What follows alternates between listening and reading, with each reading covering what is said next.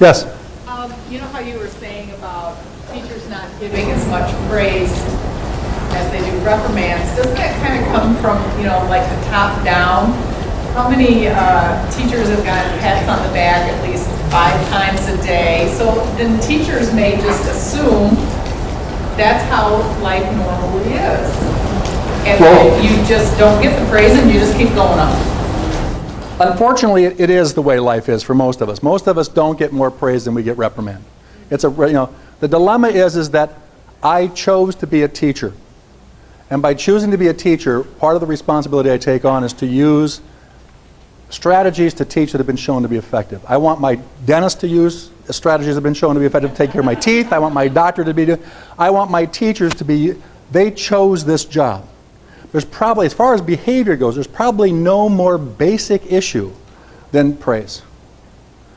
And if I'm not using praise correctly, almost anything else I'm going to do is probably not going to be terribly effective. So I oftentimes don't have a lot of empathy for the fact that, well, I don't get praised. Well, yeah, that's too bad. I feel bad for you, okay? It has nothing to do with the fact that you should still be doing it to the kid because you chose to do this job. And I tend to be a bit of a bastard when it comes to the fact that I hold teachers' feet to the fire. It's like, this is not a job everybody can take. It's not a job everybody should take. But if you take it, do it and do it well. We're talking about reprimanding. It's like, I had a certain definition of my type of reprimand, but then you use an example of just looking at a kid as a reprimand. Well, in the example of the that you brought up earlier about a girl who was passing a confidence class, like, there's no other way to, how would you tell them? I mean, it's almost like you're guaranteed a reprimand just to get them to stop. Okay, so the question was that he had an idea in his head what a reprimand meant, but I made the comment about even a look can be a reprimand, and if I have a student, for example, the student that she was talking about that talks a lot, what else would I do besides a look? I'm not saying that using a look is necessarily bad. But what I want to look at is the fact that even when I give her a look, I'm basically giving her a message of what you're doing now is not desirable.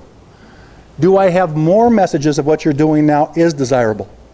So it's not even a matter of saying, I want to take, because in some cases, but what it really boils down to is kids that have more reprimand, teachers have got to be a hell of a lot better at catching them doing the right things. So I may not be reducing the reprimands, but I'm going to be increasing the positives big time. If I just keep drawing money out of the bank and put nothing back in, pretty soon she just says, you know what, I hate you and the horse you rode in on. Right? So I've got to give her a reason to feel confident that what she's doing is okay. The other thing is that she wants attention. She's going to get it. I'm the teacher. Can I choose ways to get her attention that it's more friendly to my task? What if I call on her? All right? And when I call on her, can I make sure that the question I give her has got about an 85% chance she's going to get it right? Now I can say, absolutely, good job. All right? Will she likely hang with me just a little bit longer after she's just been praised for doing a good job academically? And I may have to give her more time in the sun. She may need more opportunities to respond than other kids because she has a bigger need for attention. As she begins to see she can get this appropriately, she may have less of a need to do it inappropriately. Although for some people, can I ever have too much chocolate? I'll just take both, all right? And then I have to have something in place to say, well, we're not going to do it this way. We're going to do it this way. I usually tell my teachers I need 4 positive interactions to 1 negative interaction, not necessarily reprimand, because there's other ways of being negative towards a student. That's how I put it. Yeah, so she's saying that she does 4 to 1, having a 4 to 1 ratio. And some people will say 4 to 1, some will say 6 to 1. I'm happy if I get 1 to 1. I'll be real honest with you. And if I get more than 1 to 1, I make sure I let every teacher, if I go into a classroom and a teacher is giving more praise than reprimand, I will always talk to that teacher about that. I will say, I am really impressed. You gave more praise than reprimand. That is an unusual phenomenon. So I want to make sure the teacher is getting feedback about that. This is great.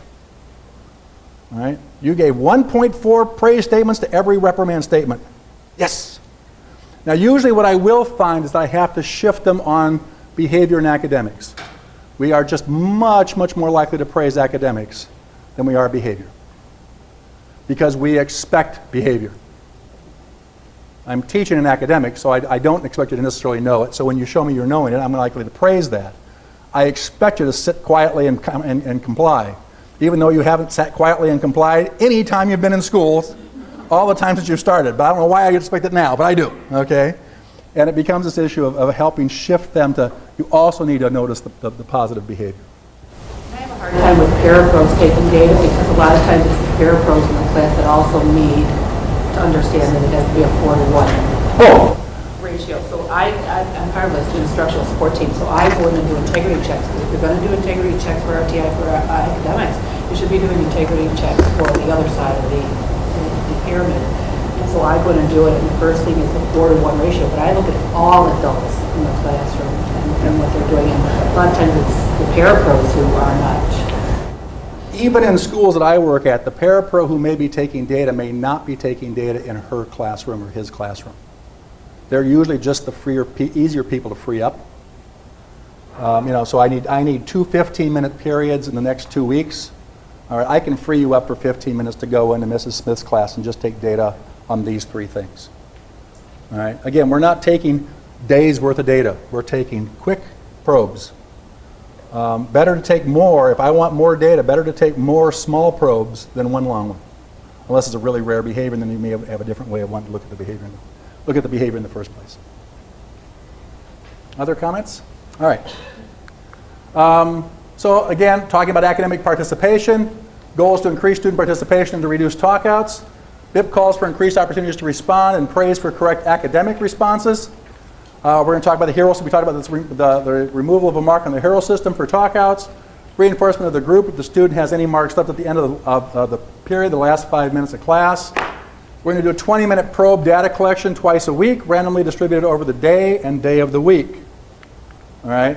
So again, I can go in here, and I think this one's marked. Look and say, was there an opportunity to respond? Did the student volunteer? Were they called upon? Did they call out? Were they correct? What was the teacher's response? So I can look and say, if this student was supposed to get more opportunities to respond, are they actually getting them? Okay? When they're getting them, are they calling out? Oftentimes you'll get a lot of kids who do an awful lot of this, especially kids who have some learning problems or some other issues that make them people overtly aware that they've got a disability. They want to show that they're smart. So if they get a question they can answer, they're going to holler out the answer. And oftentimes you'll get teachers who go, Jill has already hollered out the answers to 6 of these questions. I'll be damned if I'm going to call on her. Okay? So anytime Jill raises her hand, she can almost bet I am not going to get called upon. Why? Because the teacher's already figured you're already getting your place in the sun. But as long as I don't call on her, what's Jill going to keep doing? Going to keep calling out. All right? And again, somebody's got to blink first. You took a job. They're compelled by law to be here. All right? I have no problem saying you ought to blink first. Okay? But just even data like this can be incredibly powerful for teachers to sit down with. And if you sit down and you say, the other thing is that when the student responds, look how often he's correct. He's getting it. Whatever you're doing to teach this content, keep doing it because it's working. So you've got ways that you can praise a teacher. Now what we've got to do is start shifting to where we're actually calling on him and getting these talkouts down. All right? So the HERO system, we had a situation, so we've got a consequence. If he talked out, we're supposed to take away a mark. All right? And then there's supposed to be a thing. So I've got it broken down in terms of, all right, were there marks provided at the start of each period or specified interval? So if I'm an elementary teacher, I might have 15 minutes, 30 minutes, an hour, whatever the situation is, depending on how old the child is. For middle school, high school, oftentimes it's a period. Was there a specified number of marks? The number of marks determined by baseline or recent behavior. Did I just decide 13? 13's the number I'm going to use. All right? What if you have really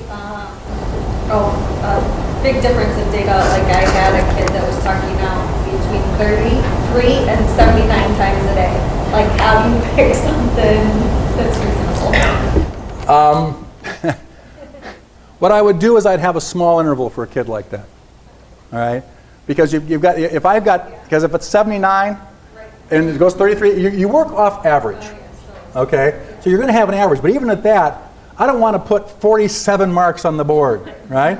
First of all, I've got no room to put any other notes because my board's taken up with all these damn check marks. All right? So I might break the interval down to what we're going to do is we're going to do it every 10 minutes. And you're going to earn a letter. And when you spell game, then we'll take the 5 minutes. You know, or something like that to where, depending on the age of the kid. But something to where the number is now more reasonable that I can put up there and take away. The number will shift. If you get teachers to do this and do this well, even kids who've got really some pretty significant impulse control issues, the number will reduce relatively quickly. Because most of these kids have more impulse control than they particularly use. Once that we're not punitive, but clear. So while I may start off with 26 marks, I'll be down to 8 or 9 pretty quickly. All right? How did they get to that number? Is that being based off the average? And it should always be a few marks more than the average. So if my average during this interval is 12, I'd probably want 14. If my average during this interval is 10, I'd want 11, 12, whatever's going on. The teacher removed a mark each time the student displayed the target behavior. Did they actually go up and take away a mark? Did I say, Pam, I'm going to take away a mark? One more time, Pam, I'm taking away a mark. Don't make me do this, Pam. All right? Teacher did not provide other form of consequence in addition to the mark removal. All right?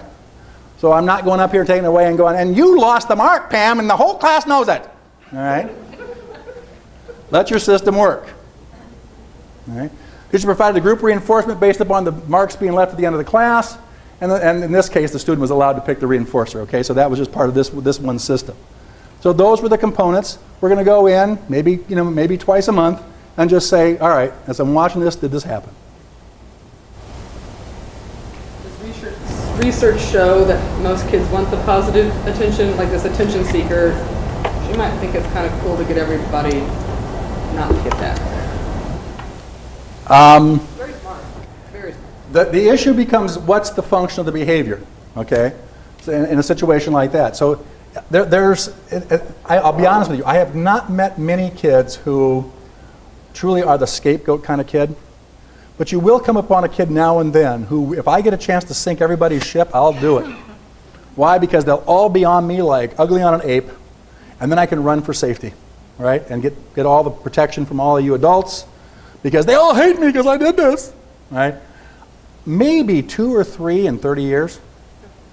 Now, will I get kids who go, let's see how long this shit lasts, right? I'm not going to pay attention to it, and we'll see what happens, and will the teacher get fed up and quit this because I don't like this plan at all? That's okay. I'll let that one work its way out, all right? The reinforcement for this should not be terribly powerful, because I do not want the class to turn on the kid who lost it. All right? The average is already built into the, so if Pam here is my talker out, this was a class contingency, so it was based on everybody's talk outs. I might have 15 marks, but you know what? Pam's going to lose 12 of those 15. It's all right. It's built into my average. All right? But is the class likely to see Pam as the problem? Yeah. So I don't want this reinforcement to be so powerful that when they lose it, they're going, oh my God, recess, we're going to take her out. Okay? So I want it to be relatively matter of fact. It is not, again, the power of the reinforcer or the power of the consequence that usually makes the difference. It's the consistency that you give it. Do not get it. What you want to look out for is the teacher who goes, well, you earned 5 minutes, but we really have to finish this today. So we'll put the 5 minutes on Friday, okay? All right, and when Friday comes, it still doesn't happen, and pretty soon the kids are going, yeah, this ain't going to happen. And all of a sudden, there's no reinforcement. All right. So is it effective? So I'm going to keep track of these probes in terms of what's going on, and what I should see is that I'm going to get some sort of movement. So in this case, do I see talk-outs going down? Do I see opportunities to respond going up, and the volunteering's going up? This actually is real data for a kid. And one of the things we realized was the fact that his volunteering still wasn't going up significantly.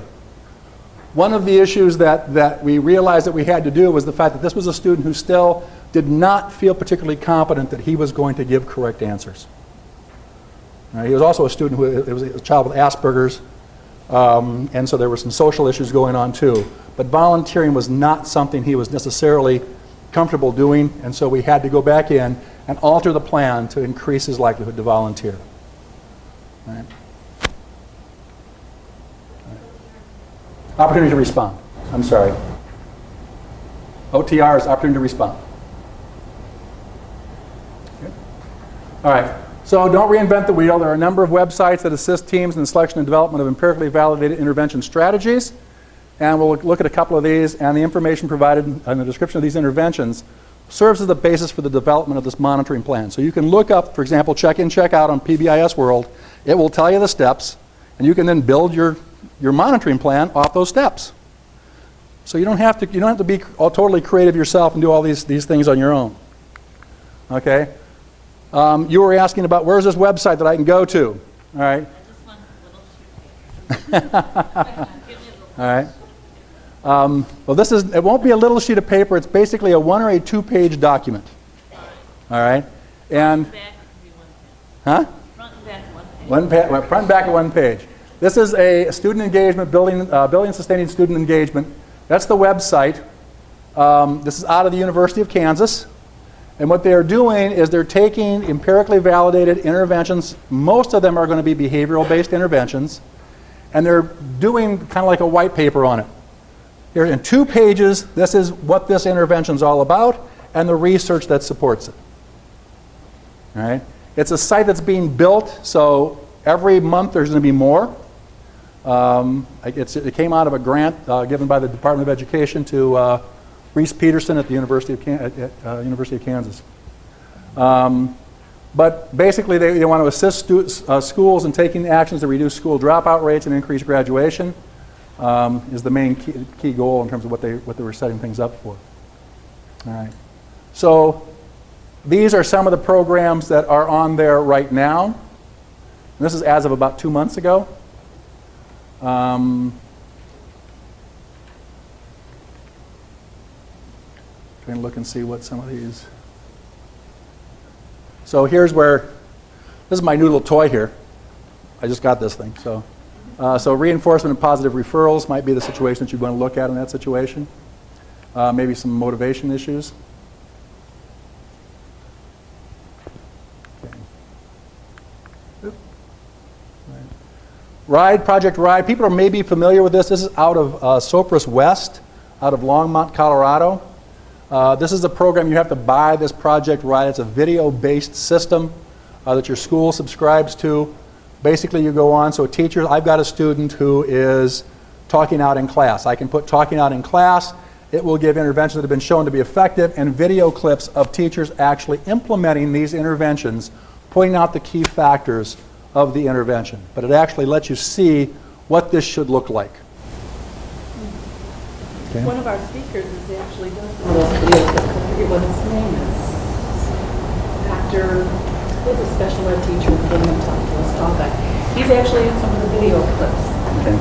But the nice thing about that one is it will also break it down to grade level. So you can do the primary grade level, the intermediate, the high school, so that you're not going, okay, that's not, you don't have to go through it. It does it for you.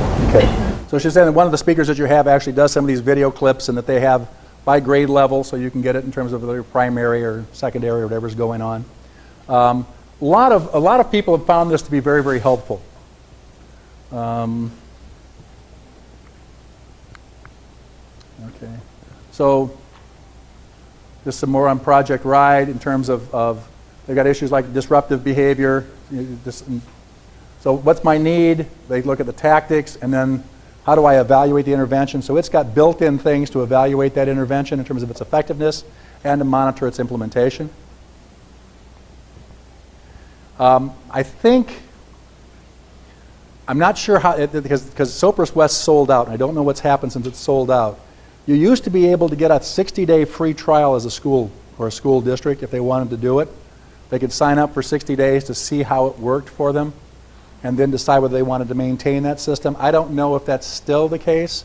I know they also used to send a sample video disc out that you could, that you could see how this would look and work, and if you're trying to sell it to your school. So if by chance you wanted to talk to your school about that, you might want to contact them and see if they still have that so that you could see how to spend money.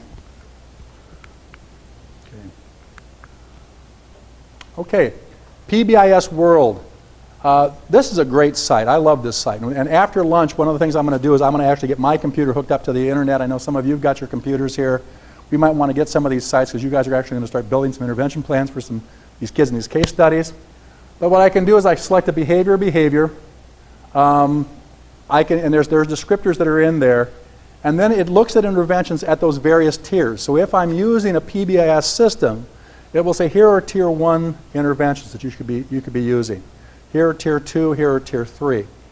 All right. Again, this is designed for PBIS, so this is not looking necessarily at kids who are already identified as special needs. It's for any student, but obviously the interventions work across the board in terms of what's going on. It will talk about, is the intervention appropriate for? So there may be some disqualifiers. All right. So there may be aspects of your student that this particular intervention would be counterproductive. And then so drop that one out of the situation. So it actually gives you some things to be cautious about. This is becoming more and more important as we talk about trauma in senior moment. But where we're looking at the traumas that our kids have had in terms of their care.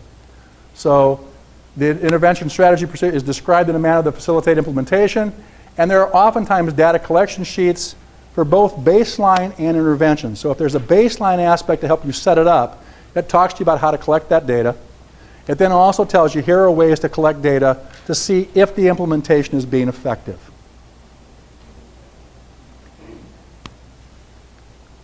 Oop. Hello. Some of your schools use AIMSweb. Anybody here have AIMSweb in their school as part of the system? AIMSweb, it may or may not, your school may or may not have purchased the behavior component that goes with AIMSweb. Some schools only buy the academic piece, but there's a behavioral piece and social skills piece that ties into AIMSweb, and it's not terribly expensive. So if you've got AIMSweb, you can usually add it without too much trouble. Again, there's a behavioral and emotional screening system. You can identify those target behaviors and benchmarks. There's a social skills improvement system, and you actually have, it's a very nice data-driven process. And if teachers do it for their class, it basically kind of comes out with this colored grid, where all of a sudden you realize I've got some students who are doing great, I don't have to worry about, and I've got some that might be in this yellow zone based on this screening device, saying I should be concerned about these kids, and some who are clearly in red and need to think about an intervention. It didn't show up very well, does it? Okay. So then the intervention resources are also provided. BAS Classroom Intervention Guide and Social Skills Improvement System. This is all part of that AIMSweb system. So they've actually built right into these to help you develop your plan. And this separate from the foundational AIMSweb program, where you have to have the AIMSweb and then you can add this on. you have to have the AIMSweb and then add this on. Yeah, I don't think you can buy this separately. I could be wrong on that, but I think you have to have AIMSweb. You can't? You can't. Yeah, I didn't think you could. It's an add-on. And it's not a terribly expensive add-on, but but the AIMSweb itself is pretty expensive, or it can be. So depends on how you're doing it. Right. Again, you've got video clips that show the model of positive and negative behaviors.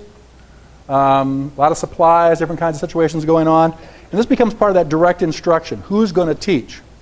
One of the other big problems we have in behavior intervention plans, so for example, I've got a kid who's got organizational problems. And we may have a system to reinforce whether they bring their papers, pencils, but nobody ever sits down and teaches this kid any organizational skills. We're just going to punish him or reinforce him if he does it. And again, it doesn't make a lot of sense. And so some of these programs are nice because they actually teach you what you should be teaching. One of the things I'm becoming painfully aware of as I work with students around is the fact that everybody knows, for example, that social skills is an important thing to have, but we provide very little true instruction to teachers about how do you teach social skills. So they all know it's important, but nobody knows really how to do it. or our social workers or anyone else for that matter.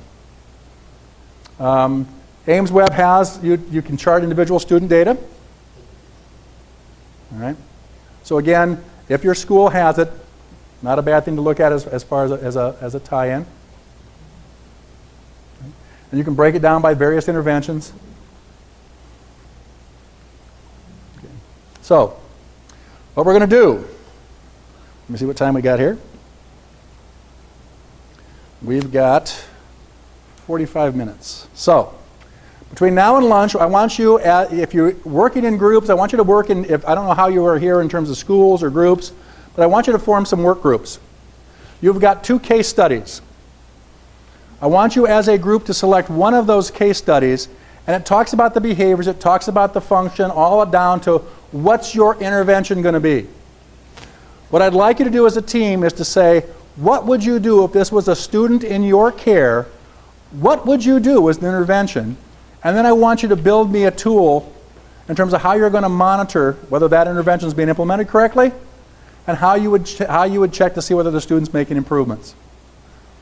All right, so you can use some of the websites that we have up here. But at this point, what you may want to do is just pick one of these, maybe go through them, look at it, pick which students you're going to have, read through it, and then talk as a group about and do some brainstorming. When we come back for lunch, we can actually have some computers set up and actually work on building a plan for this kid. Actually, one more thing before, just really quickly, I'm sorry. If you take the one that's stapled separately, that's a thicker one, here, it starts out with saying functional assessment. This was a last-minute thought on my part to bring one that we've done. This is a young man who engages in physical aggression, verbal aggression, and noncompliance. It just kind of breaks through it. All of these behaviors seem to serve the same purpose, and that was for escape and avoidance, usually around frustration and fear. We talk about some plans. And you can take a look at this one. If you turn to page 7, just real quickly. This happens to be a child he's in 4th grade, but he's really pretty immature. This is a different kind of a check system. It's not really check in, check out. But we had some key behaviors we want this student to start paying attention to. So what we do is we're using some cognitive behavioral things. The wording is as we would have him if he was talking inside his own head. Okay, so for example, I stayed in my seat. I'm doing my work, I'm following directions, and I'm using kind words and actions. And this becomes either a laminated sheet or it's a regular sheet. The teacher has it on her desk, and across the course of teaching him, so this might be, we're teaching a math class, anytime I'm seeing that he's working, I just give him a star. So I might make a check or mark whatever's going on. I just want him to get as much feedback as possible. While you're in your seat, good. You're using kind words and actions. You're doing your work. I don't care how many stars he gets. More the better. But we're going to give him as much positive information as we can about him doing what's well. If he's not doing it, we're not saying anything. I'm not going, well, yeah, but you're not in your seat. Okay? I'm just paying attention to what he is doing. And then we're graphing it on a cumulative graph. Why would we want to use a cumulative chart? Because it always shows improvement. He's always going to be going up. All right? It's just the angle in terms of how well he's going. So to help him see he's doing better, what we want to do is this is kind of a really quick kickstart to getting him to see he's doing the right kind of thing. So we're going to pay as much attention as we possibly can to it. All right. You'd mentioned on the next page, on page 9, there's an emotion chart. Somebody was saying that you have that for the child. One of the kids, this is this young man, we're also doing it. And we've got strategies tied to it. So if I'm feeling this way, what could I do as a strategy to help show better control? So we're trying to help him see that as many times as he can across the course of the day. All right. Page 11. We're trying to build self-regulation. One of the other things that we're starting to do is try to put a lot more practice and some more cognitive behavioral kinds of things. This is called the peace path, and I don't know if people have seen this or not, but it's basically a social problem-solving process where literally it's on the floor of the classroom. Some schools have it painted on their playground. And if two kids are having a problem, they literally go and they stand there, and the one says, this is what happened, this is how I feel. And we take a step and face each other. The other kid says, well, this is what happened, this is how I feel.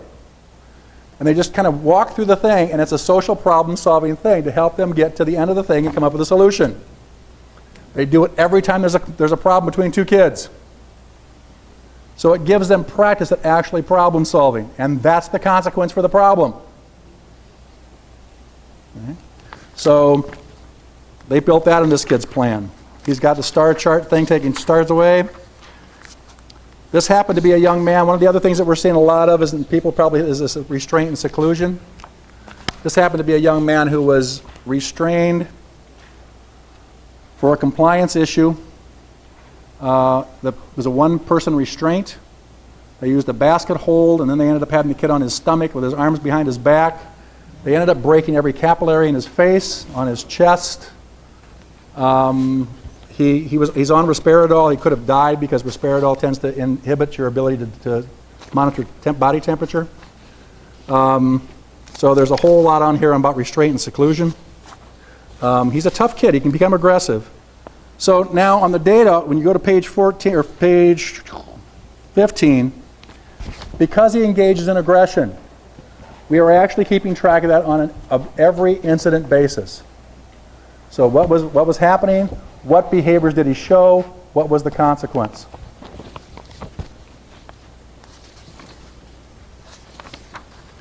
The next page is the probe page. This is the one I actually wanted to show you. So page 16 is a one-page probe.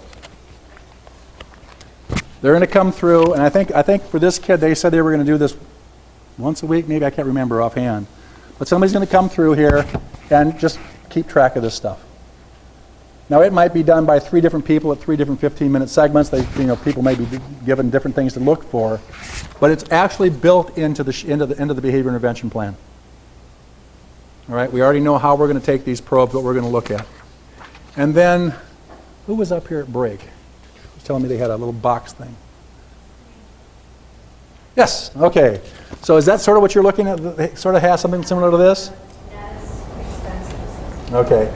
So she was saying that their school, this is one of the things that we try to do is we try to have a behavior intervention plan at a glance.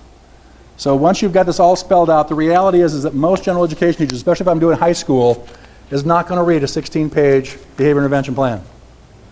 All right? And if they do, they're not going to remember it. So we try to say, okay, in one page, what are we supposed to be doing? And so in this case, we've got the target behavior, we've got what we want to see. If the child does it, what do we want the teacher to do? If the child doesn't do it, what do we want the teacher to do? What are some things we have to have in place to prevent it and to support what's going on? And why don't you tell what your school is doing with a sheet like this? Very loud, so I don't have to repeat it. What we try to do is look at the interventions in 3 categories, setting them up for success, what new skills they were getting, and then what crisis or withdrawal kinds or seclusion kinds of strategies we need to put in place. The last page of the behavior plan then is a summary, very short, of all the descriptions that are talked about before, and the goal to that behavior plan in a one-page summary to use as an intervention, as a fidelity check of the intervention. So that way they can take that sheet and just say, is this piece in place? Is this piece in place? Is this piece in place? And they've got their fidelity check. Okay, which would not a bad idea. Not a bad plan. All right? Questions or comments before I set you loose to look at it, to pick one of these case studies? All right. So what you're going to do is there's 2 kids. Read through select one. All right. It's the FBA and BIP is done to the point of saying, what are you going to do as an intervention? I want you as a team to say, given this kid, what would you suggest would be interventions that you would put in place? Then I want you to develop a tool that you would use to monitor, is this in fact being implemented correctly? And I'd like it to, how are you going to determine whether or not this intervention is effective? One of the other comments that Linda made was that many FBAs and BIPs don't have a specific behavior or a specific goal identified. That is one of the areas that schools sometimes get in trouble for, because they're going to say, how are you going to tell whether it was effective? So once you've done a behavior intervention plan, there should be something you're trying to affect. And just like any other IEP goal, you should have a written goal in terms of, under what circumstances, what are you expecting to have happen, and how are you going to judge when it's effective. All right. And again, be realistic. You've got a year. I'll read some of these, and it's like we're going to cure this kid from oppositional defiant disorder in a year. It's like, yeah, you're probably not. Okay, you might help him be able to control it better, but the other thing is that this happened to me. I was actually up in, I think I may have told you this story before, but the Wisconsin School for the Deaf. I was up there working with some kids. They found a young man and a young lady under the stair steps having sex. Okay, and of course they couldn't hear it, so they got caught. Right? The IEP goal for the girl then read that she will refrain from having sexual intercourse 85% of the time. It's one of my great examples of this 85% thing we all get onto. I thought, by God, 15% of her day is going to go good. Okay? The rest of it still sucks, but 15 minutes or 15% of the day is all right. Okay? So when you're writing goals, think about what you're writing. All right. So break into your teams. Nope, question. You're recommending if they have a BIM in place, to have a separate goal on their IEP for the BIM specifically. Yep. What are you trying to impact? We always have, for the replacement behavior, is always written as an IEP goal, so somebody can monitor that replacement behavior. Okay. The teacher usually is in charge of looking to see if there's a decrease in the target behavior. There's always an IEP goal for the replacement. So she has an IEP goal for the replacement behavior. Yeah, one thing you've got to be careful of is that some kids can increase both behaviors. And so do I actually have some way that I'm actually being able to indicate that? So it might be I'm collecting this data. The goal is for the positive, but I've actually got data on both behaviors, so I'm actually seeing the reduction here and the increase here. Okay? All right. All right. A couple of quick things just before we get you back in your groups. One is to introduce the isrc.us webpage, if people are not aware of this. And then once you're in there, it's got different tabs, and you want to go to behavior teams. And what you'll notice is that you can... Mine isn't working for some reason. Yours isn't working? No, sorry. Okay. All right, sorry. Have an advertisement there. Okay. What you'll find is that you can go in there and you can scroll down. If I can get this thing to where I can scroll down. And what you have are the dates of the different presentations that you've had this year, and who the speaker is, and any documentation. So when you get down to, for example, to mine, which is at the bottom there, and they'll add that last PowerPoint or last handout, and then if you scroll over, they'll actually be the video when the videos are done, so that they're making. So you can actually watch it, rewatch it, see what's going on, or if you want to share this. Some people were talking about it'd be great if they could get their teams here. Well, if you can't get your team here, at least you maybe can set up a time where you sit down with them and look at the video, share the documents, those kinds of things. All right? Questions about that? I can't answer them, but if you got any questions, I'm sure someone can. All right. Then we'll jump out of there. And Has anybody taken these online and gotten their credits through the website? Anybody new? No one's gotten CPU credits just watching the video? Most of the people from this room would not do that because they're already getting the credits for coming today. So like they couldn't go on to RICS and do the modules to get the credits because they already have the credits through today. But for example, several of you work with like a mainstream population or some gen ed teachers that you say like, oh, I really wish Susie down the hall could see this. These would be the perfect way to share this information with those gen ed teachers or administrators or other people in the building or that you know of that maybe don't have the deafness connection. And I was going to say, I've used it, this, how you're saying in the mainstream. I've given it to teachers and administrators when they ask, because one, they love they don't have to pay a sub, because they can just say, hey, you're taking, land or comp and you're going to stay after to watch it, and they get their CPDUs. So I'm always telling like my mainstream districts and the administrators, like my special ed reps, here's a place that they can go. You don't have to pay anything, and there's many who have, and have come back and say, oh, it's awesome, thanks for letting me And it pays off from having to keep following me around with that camera as I keep bouncing around, making his job difficult. Right? Okay. Other comments, questions about the website? All right. The other website I have, I got into PBIS World. And so what you'll see is once you get into the home page, it'll have a series of behaviors. So, for example, disrespect, disruptive, impulsive, not super well, tight kind of things, but general ideas of what's going on. And if you click on one, so we'll click on disrespectful, since that seems to be one that people, if it's going to work. Maybe it's not going to work now. Probably enough people on it that... Okay, there we go. It will, give you some examples of what that might look like. I'm going to turn around so I can actually see what I'm doing here. All right, so student may, and it gives you some examples of what the student may be doing. All right, does this describe the student, yes or no? So we'll say yes.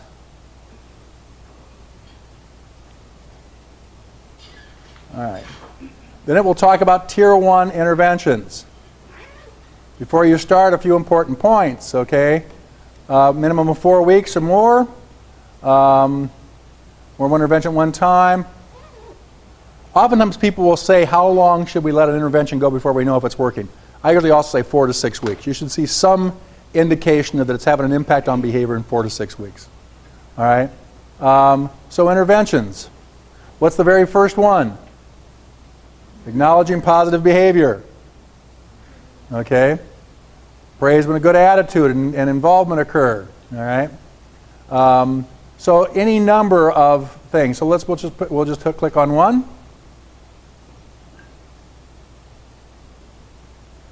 And what I should do. All right? When I should do it, how do I do it? All right, they're indicating a ratio of 5 to 1. All right, so we said 4 to 1. I said, some other people say 6 to 1. They're cutting the difference. They're saying 5 to 1. All right? And again, you could take a look at this, and you can just build your tool right from